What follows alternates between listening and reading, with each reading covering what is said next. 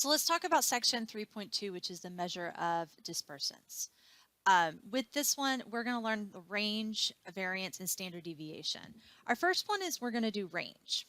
Now, this word you guys should think about is like range is highest data value minus lowest data value. That is it. There's not much more to it other than that. Range is like how much it actually covers. It's normally a numerical number.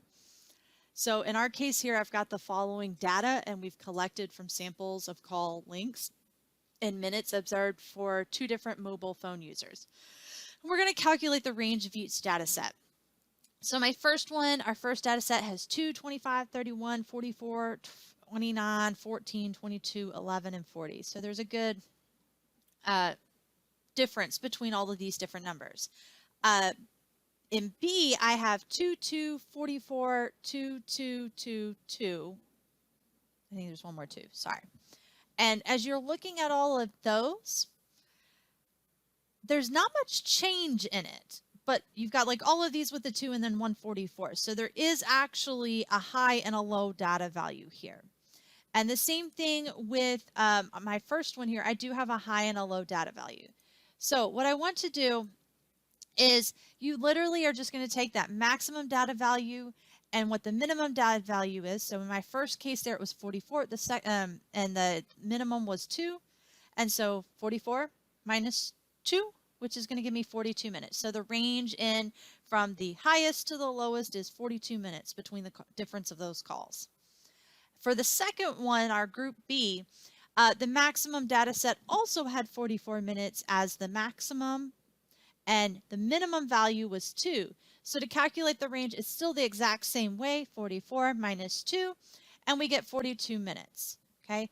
Notice that these were 2 very different types of data sets in the sense that one had a lot of changes in those answers, those responses of those numbers, whereas the second data set did not have as many changes, but they still came out with the same data range. So from the highest to the lowest, that range ended up being the same. The range does not tell me really much other than like how much data is being covered from the smallest to the largest. It doesn't really tell me what's going on in the middle.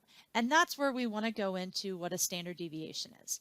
Now, a standard deviation is basically the measure of how much we expect a typical member of the data set to differ from the mean. So on average, like kind of basically think of it like how spread apart something is. Now, we have 2 different population standard deviation and sample standard deviation. So when you think of the word standard deviation, it's basically an average. It's kind of an average. It's not exactly an average, but it's sort of an average distance that the values in those set lie from the mean itself.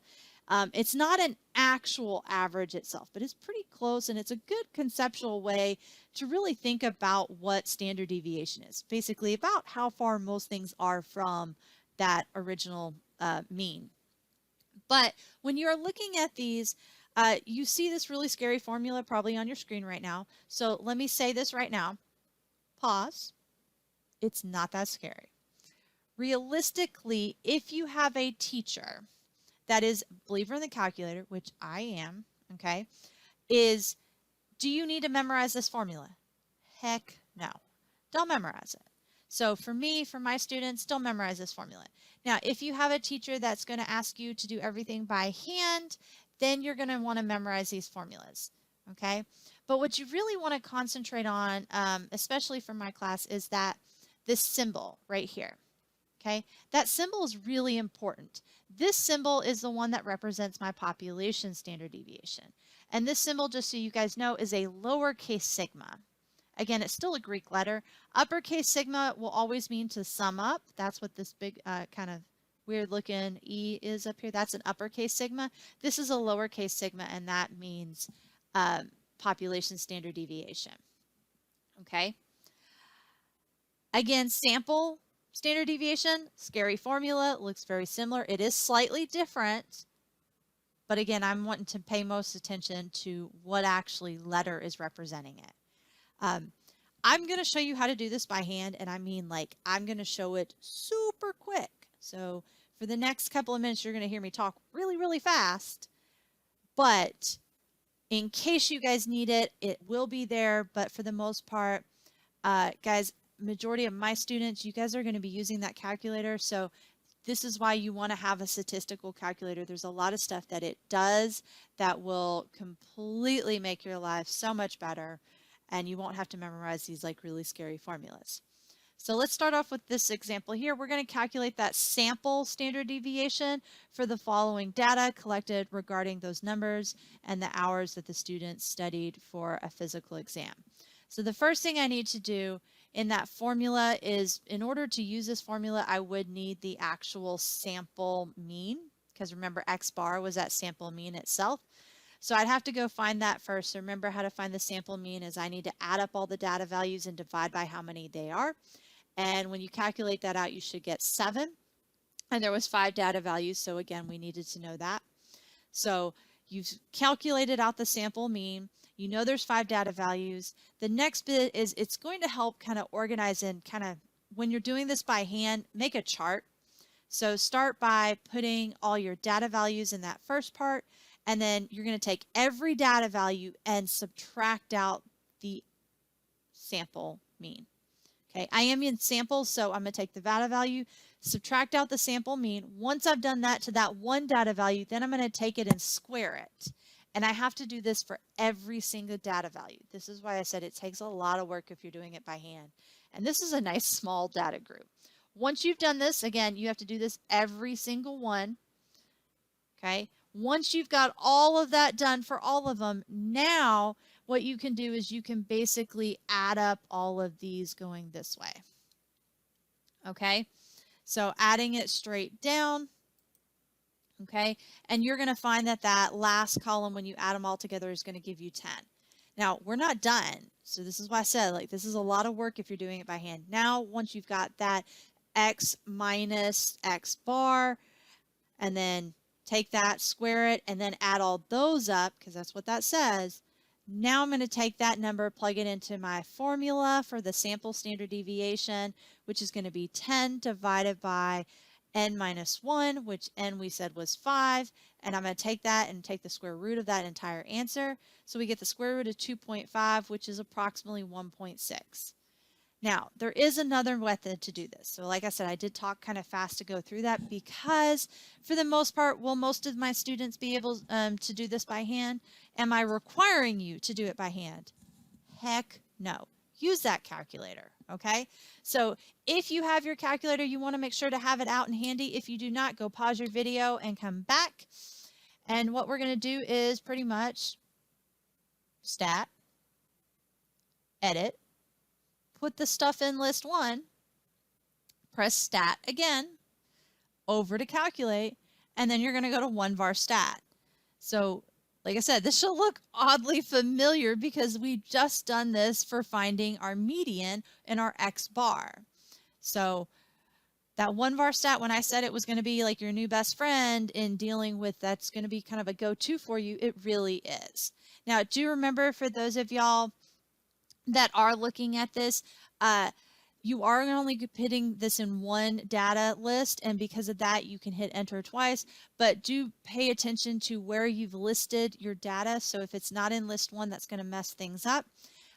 If you have a TI-84, remember you're going to have that menu pop up. Okay, so let's go through those steps with the number values that we have. So going through those steps.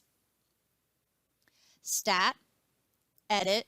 I got stuff in my list already, so I'm just going to hit up on the highlight list 1, clear, enter, and then I'm going to type in my new list. So 5, 8, 7, 6, 9. And again, remember, every time I type them in, you are literally just typing vertically down. It's always straight down vertically, okay? And make sure that you hit enter after each time you type in the number, and it will just let you continue down, just like an Excel file. Now I'm going to go to stat, arrow over to calculate. I'm going to go to number 1, 1var stat. This is where I said for my TI-84s, please make sure this frequency list is clear because you only have one list here. Calculate, and there you go. For my TI-83 people, remember that you've got it show up with that 1var stat. Go ahead and put that list 1 in there and then hit enter, and you'll see the exact same thing. And again, it's a really nice screen when you look at it here. And notice up on the screen itself, it says S of X and sigma X. And again, remember I said the calculator will do the math for you, so it is there. So as you were taking a peek at that, do notice that again, the problem I said itself, I was asking for the sample. And this is why I said you need to make note is in the problem, is it asking for a sample or population? Since this one is a sample, we're going to take that S of X1, which is approximately about a 1.6. Now, where do you round? Please make sure to look at each individual problem and see where it asks you to round. Sometimes you're going to be rounding 1 decimal place. Sometimes you're going to be rounding 2 or 3 decimal places. So for each one individually, take a peek at that. Okay, so we're going to use the TI-83 or 84 graphing calculator to do the following data. So again, once we've done it, we're going to look at the 2 different ones. So in part A, we're going to assume that the data represents patients randomly sampled. In part B, my answer is going to be the all patients from Dr. Dobbs. And again, notice that those words, again, I cannot stress this enough as you are reading these, make note that it asks for a random sampled. So this is going to be the random sampled standard deviation. So this is going to be the S of X1. And this one says all patients, which tells me right then and there, that's going to be my population 1, which is the sigma. Okay, so to get our calculator up there, let's go ahead and take a look at that calculator, put it up.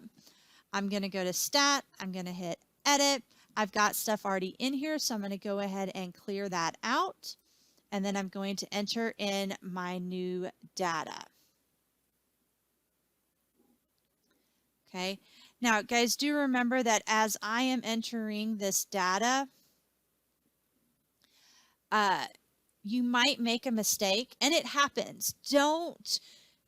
Don't think like just as you enter them in, you're good. Always go back and check. So I'm going to go back up to the very top and I'm going to compare my list to the list I have here. So I have 11, 18, 25, 51, 44, 29, 30, 29. That's meant to say 1729. Okay, so I missed one of them, right? So I want to actually add in my 17. Now, in this case here, we are in one list, so order doesn't matter as much, but if I have 2 lists, order does matter. So let me teach you now how to put in something if you miss it.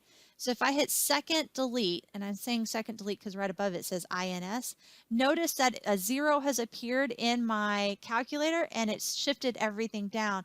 And I can type in 17 and enter. And now I'm back on track and we've got our 29, 47, 52, and 60. So all of my data values are in there. But if you do miss one, you have that ability to go back in and put it in. So you don't have to retype everything all over again. So I'm going to go to Stat, arrow over to Calculate, hit number 1 for one var stat. It is everything is one list. So again, I'm going to leave that frequency list part clean and click Calculate. Again, one list for my TI-83ers, make sure it says one var stat with list 1 and enter. And there you go. And again, as we are taking a peek at it, we can see that one of them is going to be our sample and this one here is going to be my population. Okay. So again, following those steps as you go through them, make sure that you are double checking your data, and this one var stat is going to be one of those things that we run over and over. Okay, so take a look at that nice, lovely thing. Before you hit anything, write these numbers down because the moment you do anything else with it, remember this one var stat screen is going to disappear. Okay, so we were told that in part A, we were looking for our sample, so our S of X from the list, which is 15.9. And part B, we were told that was all patients, which is a population. So that's going to be that sigma X from the calculator, and that's going to be 15.2. They are not going to be the same because they are technically 2 different formulas. They are just slightly different. But again, you don't have to memorize the formula, but you will want to kind of pay attention to the symbol. Now, our next question here is Mark is looking to invest in a portion of his recent bonus into the stock market. Now, while researching different companies, he discovered the standard deviations of 1 year of daily stock closing prices. For one company, Profacto Corporation, his standard deviations of those stock prices were $1.02. Okay, $1.02. And Yardsmoth Company, the standard deviation of stock prices was $9.67. What do these two standard deviations tell us about the stock prices of these companies? So remember I said think about the word standard deviation as basically how far something is from the mean. So what I noticed there is that that smaller standard deviation basically indicates that the data is closer together. And the larger it is, that means the further away from the mean is, so our spread is bigger. Okay, so our data values are spread out more. So in this example itself, Profacto Corporation has a considerably small standard deviation compared to Yardsmoth, which that company had a larger one. That means there's less variability in the daily closing prices of the Profactor versus the Yardsmoth. Okay, now what does that actually mean? Okay, one is closer together, the other one's further apart. Well, what does that mean in this term case here? Well, if Mark wants actually to invest his money and he wants a stable long-term investment, then that standard deviation that's kind of small is going to be the better choice, okay? Meaning that he's got a safer bet. However, if Mark is wanting kind of a quick profit when he invests his money, and it does mean that he's willing to actually take that risk. So he wants a quick profit and he's willing to take a risk. The Yardsmoth is going to be the stock that maybe better suit his purpose because remember, it had a bigger spread. So that standard deviation was bigger, meaning that those, it's a little bit more volatile. And so he might get a bigger return. But again, he's going to have to be able to take the risk. And, you know, it's not always going to be a quick turnaround of money. But for the smaller one, you know it's more stable. Okay. Standard deviations is actually just one component in being able to evaluate market prices in the stocks. This is not the only place in where standard deviation can be used. There are other ways in which we use it. Okay. So with standard deviation, we do need to talk about a coefficient of variation. Now, the coefficient of variation for a set of data is basically the ratio of the standard deviation to the mean. We can actually use this to determine differences between data of how much they actually vary and compare two different data sets using that. So for population, it is literally the population standard deviation divided by the mean, and we're going to multiply by 100% because normally when we refer to the coefficient of variation, it is actually a percentage. For the sample, same thing. It's standard deviation, sample standard deviation divided by the sample mean. Multiply it by 100 so we get it in percent, and you're good to go there. So I'm going to show you two graphs in a second. And graph A is going to represent the average amount of annual rainfall and of the sample of farms in the U.S. And graph B is going to represent the prices per 20 acres of farmland for those same farms. Okay, so the mean and standard deviation for set A, I'm going to give you are 26.08 inches and 7.55 inches, respectively. Whereas the mean and standard deviation of data set B is $117,000 and $42,931 respectively. Now, I do want to point out, I just gave you two numbers and you're like, well, which one's which? Guys, in the problem, I did say right in front of before listing the numbers, I said the mean and the standard deviation. So the mean is going to be the first number listed, and then the standard deviation should be the second one listed. So I'm basically telling you right before I say those numbers in what order I'm telling you they are going to be in. Now, which of these two graphs actually has the larger standard deviation relative to the mean? So here's those graphs visually. And again, remember what that standard deviation is basically saying is that how volatile actually, like how far something actually is from the mean on average, like how far away is something. These are two very different sets. One of them is rainfall, the other one is prices. I cannot compare by standard deviation of standard deviation. Okay, so because of that, I can't make that comparison. I really cannot, because they are two very separate. But what I can do is I can go look at the standard deviation divided by the mean and look at that ratio and get that coefficient of variation. And then I can compare the two and see which one has that larger, in that difference of which has the larger standard deviation. Again, I need to kind of know that in relative to its own self. So again, these numbers are kind of different. So know your standard deviation, know your mean, and make a division here. Okay, so I'm literally just going to standard deviation divided by a mean multiplied by 100, which is going to give me a 28.9%. And for set B, standard deviation divided by the sample mean times 100 is going to give me about 36.7%. Now, it's clear to see that in these two very different cases that we saw, again, one was rainfall, the other one was money. In sample set B, that percentage is higher, meaning that basically that there's more variability in sample set B than there is in sample set A, because sample set A has a smaller percentage. Okay, and again, this is two very different groups I'm comparing, but I can make this observation about the standard deviation only because I'm looking at the ratio of the standard deviation to its own personal mean. And then I can say, okay, well, which one actually has that larger standard deviation? Okay, so let's talk about variance. So variance itself is one of those, it's got a really scary formula up here. Do you need to memorize this formula? No. And the reason why I say no is take a nice good peek at that symbol. Now notice that symbol should look very familiar to you. That should look like your standard deviation symbol. And that is actually what variance is. Variance is the square of the standard deviation. So if I'm asking for a population variance means I'm going to take that population standard deviation and square it.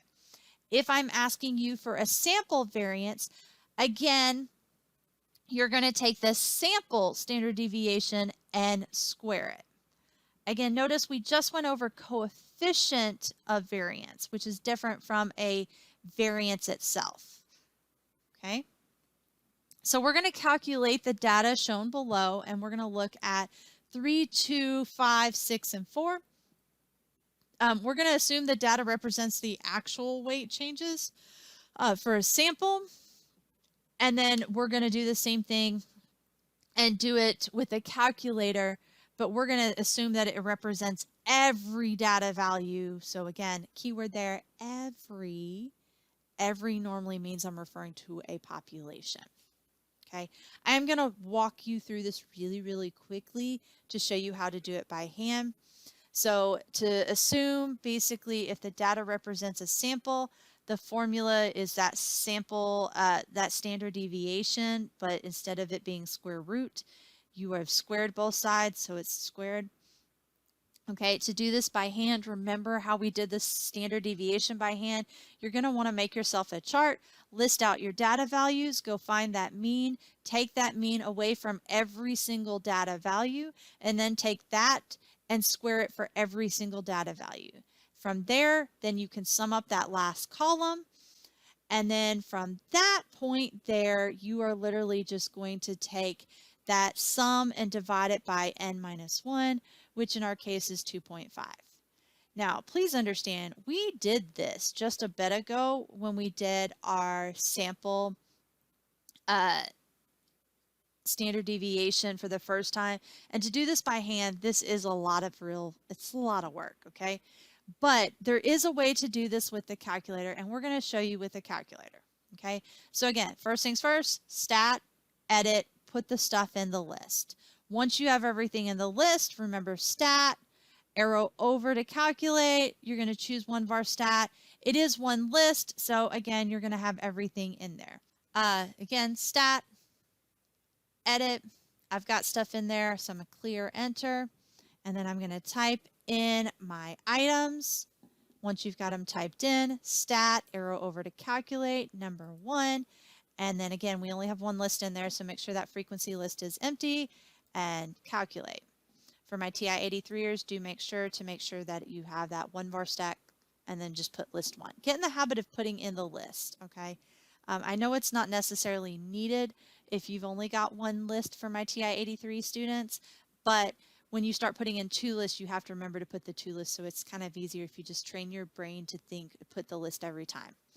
Okay, so we get this nice lovely thing here, and again, we can take a peek at it. I will give you a bit of warning. At this point here, you do want to write down, do not round unless stated to round, okay? So take the entire number as you see it, because that literally is going to be one of those, like, just the whole thing. Take the whole thing. Okay. Okay.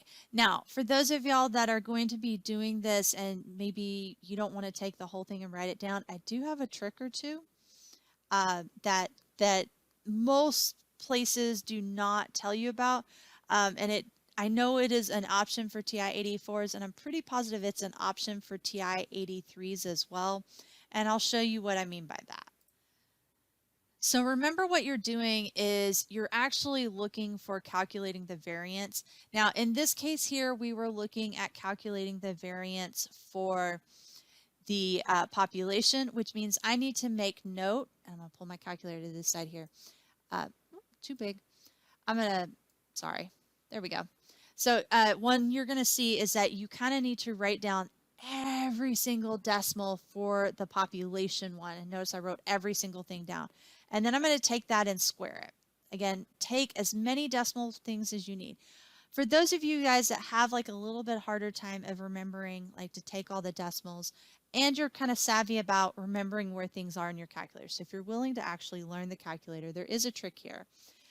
So I'm going to second mode. That's going to clear out everything. I'm in my home screen. I'm actually going to hit vars. And notice on when I hit the vars button, number 5 says statistic. Okay, so I'm going to just hit the number 5 there. And when you're here, do notice that you have 3 and 4, which are your statistical notations. Okay, so we are looking at the population standard deviation. So I'm going to hit number 4. Notice how that put that in the home screen, and I'm just going to square that and then enter, and then you're going to get your answer. Okay, now I do want to say that this is kind of like a pre-rounded. So I want to show you guys that it did work with the other one. So vars, number 5. Okay, and then for the sample, that would be number 3. And as you do that, square it. So again, just square it, enter. And remember, that one was 2.5. So it will work for that one as well. So it's super nice and lovely.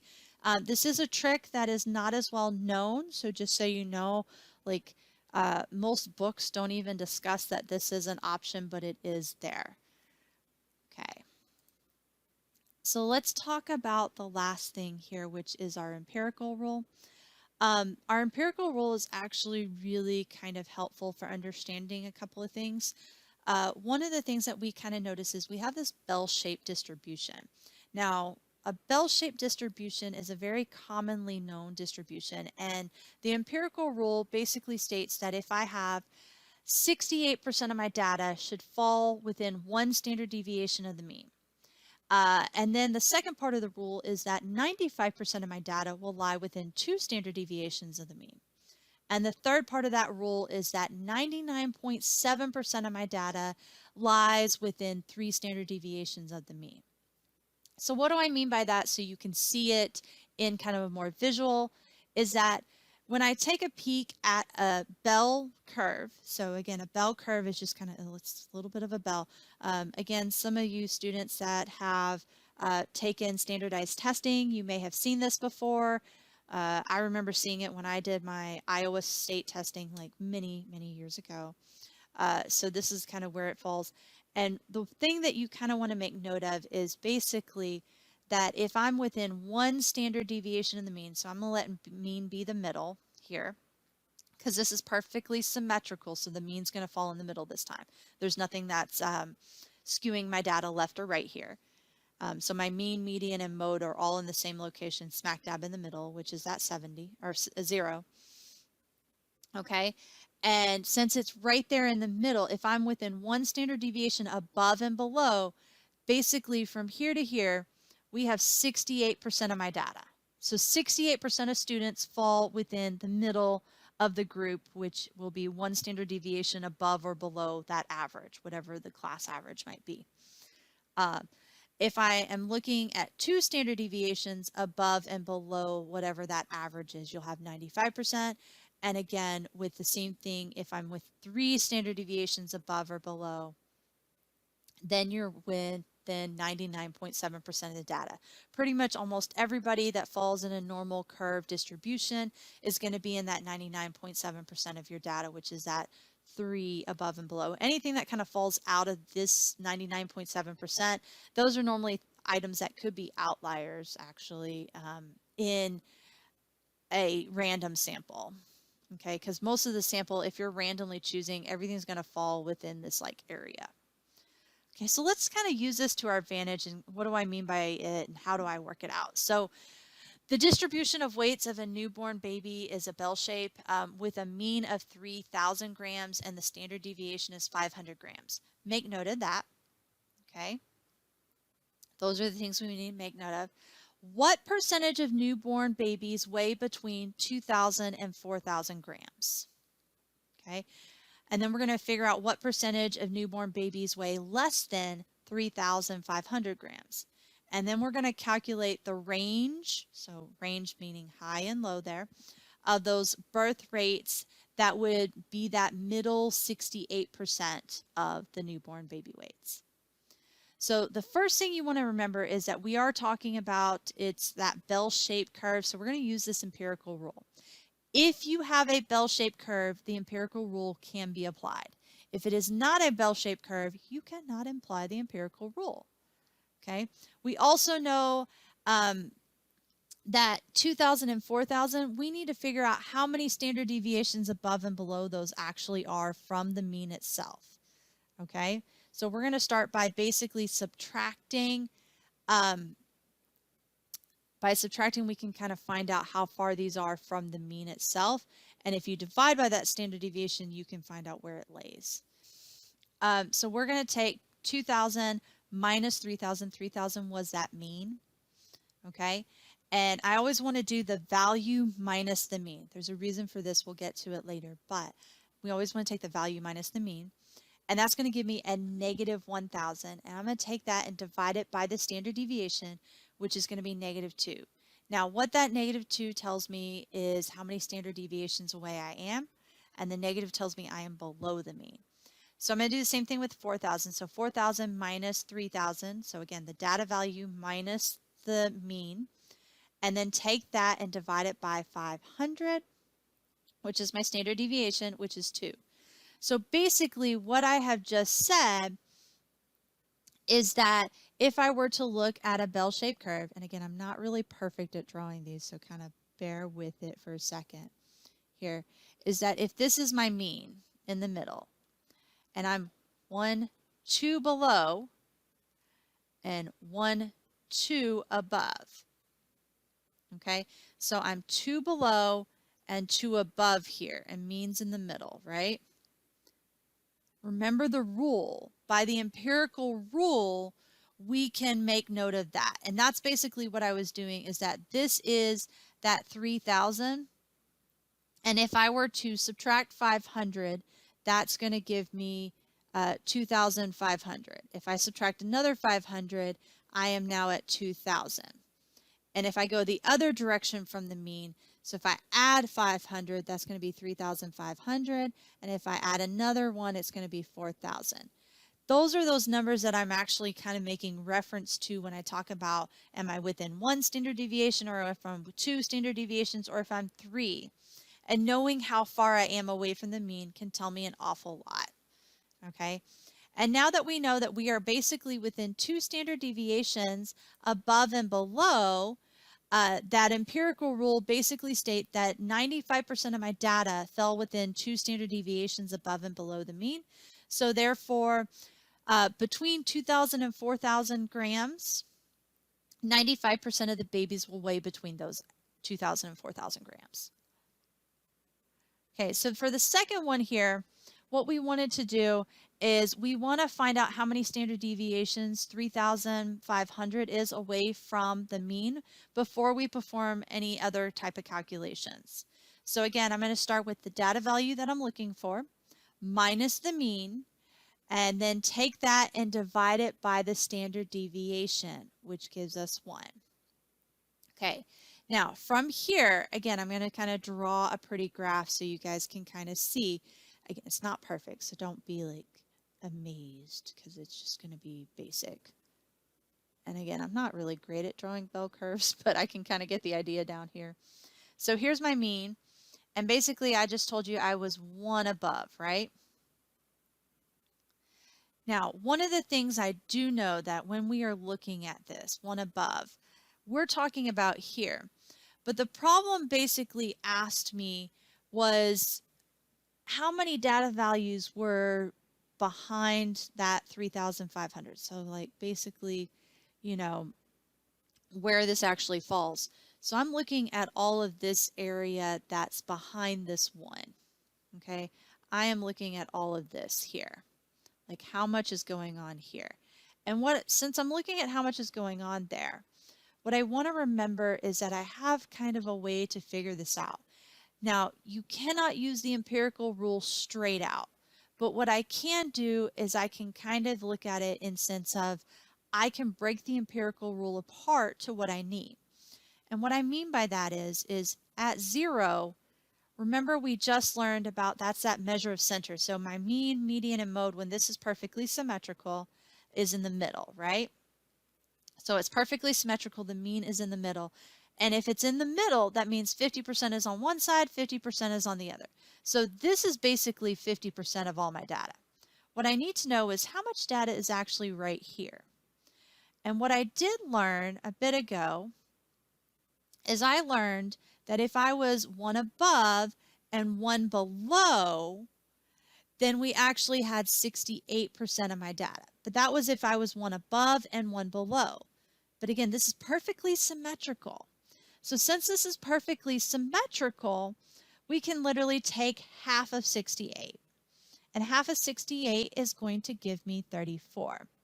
So thus, basically, when I say 1 standard deviation above the mean, the empirical rule said that at 68 above, 68% is 1 above and below, but I need only half of that, which is 34. So half of 68 is 34, and 50% of it was already there, plus this extra 34%, which means 84% of my babies weigh less than 35,000 grams. Okay, and why I went less is behind it. That's why it said in the problem. Okay, I do find out, guys, it's going to be probably the most helpful when doing any of these problems. Draw a picture. A picture really helps you out because you're able to kind of see what you're actually talking about and where you want to go with that. Okay, now the last one basically, we already know that 68% of my data values are in 1 standard deviation above and below. And so basically the standard deviation was 500. And so I'm going to take that mean and I'm going to add and subtract 500 from the mean. And what that's going to do is that's going to give me those range values of where I can have the low and the high of the middle 68%. So for my upper end, I'm going to take 3,000 plus 500. And for my lower end, I'm going to take 3,000 minus 500. And thus we know that 68% of our newborn babies weigh between 2,500 grams and 3,500 grams.